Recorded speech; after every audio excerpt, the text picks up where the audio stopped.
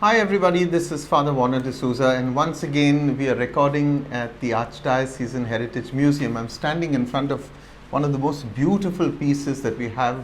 This is the head of Christ. It's polychrome on wood.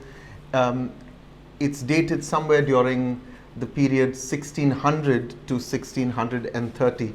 I do hope that when the museum opens once again, you would come and see this.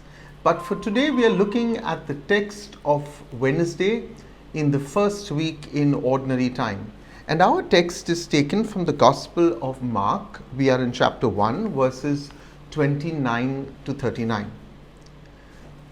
This eventful Sabbath day saw many miracles, beginning with the exorcism of the man in the synagogue who was possessed.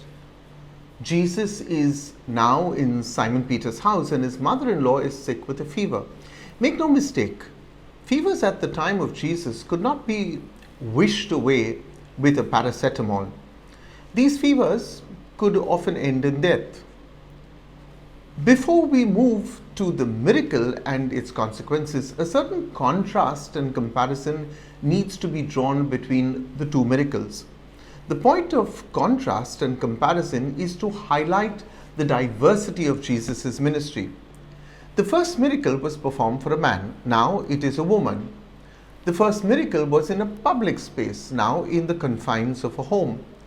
The first miracle had Jesus only use words and no action. Now Jesus takes her by the hand while he says not a word.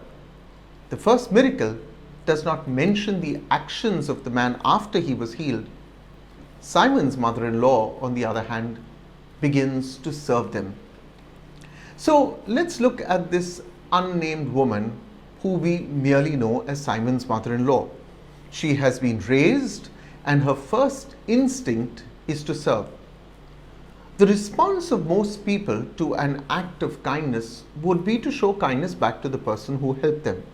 No one would have faulted Simon's mother-in-law if she served only Jesus. After all, he worked the miracle for her. But the gospel tells us that she served them. Simon's mother-in-law did not just stop there. We are told that by sunset, the whole city had gathered around the door. You can imagine a city of 1,500 residents all clamoring at her door. This must have been one busy woman that day. Yet, even after all her service, the gospel does not even mention her name. In Simon's mother-in-law, we see what service really means. It is nameless and boundless. The Lord had saved and raised many of us from illnesses and perhaps much more.